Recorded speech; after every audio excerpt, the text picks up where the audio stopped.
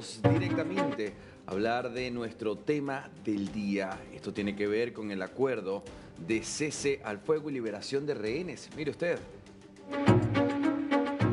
Este épico acuerdo que se dio hoy con el impulso, por supuesto, de un Donald Trump, quien hacía días había amenazado con desatar el infierno en Hamás, si estos no liberaban a rehenes antes de que él llegara al Salón Oval allí en Washington, D.C. el próximo 20 de enero. Estamos a días nada más, 5 días de que él arribe el 20, el lunes 20, y aquí estaremos en una cobertura especial que desde ya le invito a que esté con nosotros en ese momento. Fíjese que la situación llevó hoy, tras la amenaza, advertencia de Donald Trump, tanto a Egipto, ¿sí?, a Qatar, como también a Israel, a ceder a un cese al fuego 42 días. ¿De qué manera se va a llevar? Son 3 fases. Se habló de la primera. Poco se dijo, mucho se ha interrogado al respecto, pero de lo que se tiene, se lo quiero mostrar en pantalla. Vamos a mirar juntos cuáles son los detalles. Tras 15 meses de conflicto en Gaza, pues se espera un alto al fuego en 42 días. Israel abandona por completo la región. Esto es importante tomarlo en cuenta. Hamás cuenta con 100 prisioneros. 33 rehenes serán liberados en la primera fase y la cronología, ya se la explicamos a usted, será de manera semanal durante esos 42 días. En el día número 1, que sería este domingo 19, se liberarían a 3 personas. Se cree que estas serían mujeres. En el día número 7, liberación de 4 rehenes. El día 14, liberación de 3 rehenes con prioridad para mujeres. El día 21, liberación de 3 rehenes. El día 28, liberación de 3 rehenes. Y el día 35, 3 rehenes más. Ya vamos a revisar juntos cómo será la liberación de manera gradual. Fíjense, acá está en pantalla lo que se ve previsto. Cada 7 días se van a liberar 3 rehenes más y quedarán 14 restantes que se liberarán en la última semana de la fase. Lo que no se sabe al respecto tiene que ver con el juego, es decir, la metodología que se utilizará para esta liberación, y si la liberación se trata de civiles con vida o si también contarían los cuerpos de civiles que fallecieron. Fíjense que dice: primero serán liberadas las mujeres civiles, luego las mujeres soldados, después los hombres mayores de 50 años y aquellos que estén enfermos. Esta es la manera en la que se llevaría a cabo la primera fase. Hay una segunda y una tercera que se va a arreglar con posterioridad, es decir, que se va a tomar su tiempo. Hoy, el primer ministro de Qatar, él daba las gracias a quienes mediaron para que este épico cese al fuego se llevara a cabo. Él agradeció a Estados Unidos, agradeció a Egipto por mediar en medio de esta situación en largas horas que se llevaron de discusión allí en Doha, Qatar. Vamos a escucharlo. يسر دولة قطر وجمهورية مصر العربية والولايات المتحدة الأمريكية الإعلان عن نجاح جهود الوساطة المشتركة بوصول طرفي النزاع في قطاع غزة إلى اتفاق بشأن تبادل الأسرى والرهائن والعودة إلى الهدوء المستدام وصولا لوقف دائم لإطلاق النار بين الجانبين، بالإضافة إلى إيصال كميات مكثفة من المساعدات الإنسانية والإغاثية للأشقاء الفلسطينيين في قطاع غزة. Bien, ahí estábamos escuchando al primer ministro catarí. Esto decía, hablaba de un flujo, un mayor flujo notorio que habrá con la ayuda humanitaria en Gaza. Recuerde que la ayuda humanitaria en Gaza tenía el control de Hamás y esto evitaba, por supuesto, que la ayuda llegara donde correspondía. Ahora se espera la situación sea diferente. También habló el presidente de los Estados Unidos, el presidente en funciones, el presidente saliente Joe Biden, quien dijo, entre otras cosas, que él dejaba abierta la puerta a un futuro brillante y que esperaba que la nueva administración de Donald Trump pues supiera aprovecharla. Vamos a escuchar lo que decía Joe Biden. I can announce a ceasefire and a hostage deal has been reached between Israel and Hamas. For more than 15 months of conflict that began with Hezbollah's brutal massacre on October the 7th, more than 15 months of terror for the hostages, their families, the Israeli people, more than 15 months of suffering by the innocent people of Gaza. Fighting in Gaza will stop, and soon the hostages will return home to their families. The elements of this deal were what I laid out in detail this past May, which was embraced by countries around the world and endorsed overwhelmingly by the UN Security Council. The deal is structured in 3 phases. Phase 1 will last 6 weeks. It includes a full and complete ceasefire, withdrawal of Israeli forces from all the populated areas of Gaza, and the release of a number of hostages held by Hamas, including women and elderly and the wounded. And I'm proud to say Americans will be part of that hostage release in Phase 1 as well. And the Vice President and I cannot wait to welcome them home. In exchange, Israel released hundreds of Palestinian prisoners.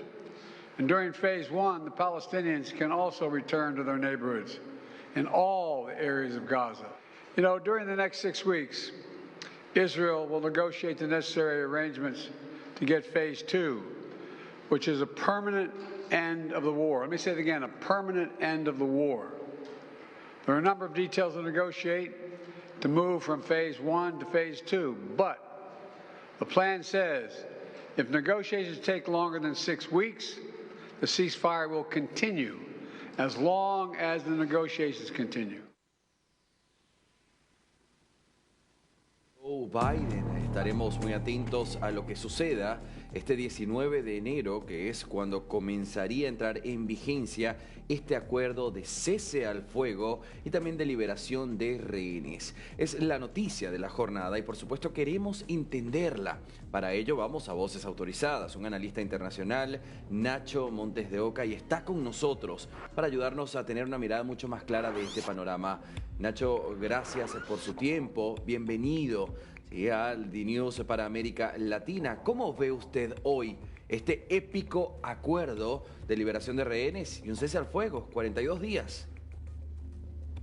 ¿Qué tal? Buenas noches, Andy, un gusto. Lo primero es que hay que celebrar que finalmente primó la cordura después de tantos meses de lucha. Se comprendió nuevamente que la salida es la negociación y no las armas. Tanto sea desde la masacre del 7 de octubre que dio inicio a la violencia, recordémoslo, fue el ataque del grupo terrorista Hamas a Israel y la captura de 250 rehenes. Desde entonces han ocurrido miles y miles de muertos. Pero yendo al punto de la pregunta, que es respecto a los rehenes, la enorme mayoría de los rehenes fueron liberados por negociaciones y no por grupos especiales. Claro. Y entonces lo que hoy tenemos que quizás entender es que la guerra es solamente un método, pero si se trata de darle prioridad a los rehenes, queda claro que solamente la política lo puede hacer y no las armas son solamente otro método más, y en este caso no fue el más efectivo y queda claro. Bien, hoy, Ignacio, nosotros tuvimos la oportunidad de conversar con otros analistas y ellos nos hablaban de la desigualdad en liberación. Por ejemplo, Israel va a liberar a prisioneros que son criminales, mientras que desde el grupo Hamas se liberarán a personas, ciudadanos de a pie que fueron secuestrados aquel 7 de octubre. Entonces hablaban desde la desigualdad partiendo de ese punto, también del hecho de cómo va a ser la cronología de 3, 4, 3, 3, 3, hasta que la última semana sean 14, enfocándose en mujeres, luego en adultos y en los enfermos. Ahora lo quiero llevar a usted a los términos de armamento. ¿Se van a levantar quienes estuvieron, es decir, los equipos militares? Todo esto se va a levantar por 42 días y después ¿qué? ¿Cómo queda el escenario a nivel armamentístico y militar en este punto? Lo que sucede es que Israel tiene una potencia militar abrumadora. Sí. Prácticamente ha destruido al grupo Hamas en Gaza. Esto es importante entenderlo. Las negociaciones que se hicieron con Hamas, no con quienes están en Gaza, que son una parte del ala militar, la parte más grande que había.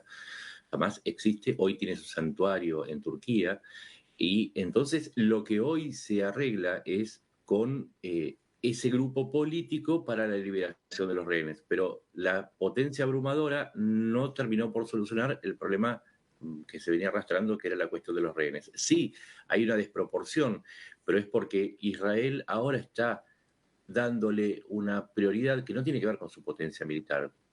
con la potencia militar no pudo resolver hasta ahora la cuestión de los rehenes, sino que le está dando un valor y si se quiere interpretar esa proporción de 1 por 37 o 1 por 50, Claro. o que por 33 rehenes va a liberar finalmente a 1000 prisioneros, algunos de ellos terroristas muy peligrosos, hay que decirlo. Sí. Entonces, se tiene que entender que ahí lo que se prioriza es la vida de rehenes. Recordemos, solamente para que la gente entienda por esta desproporción.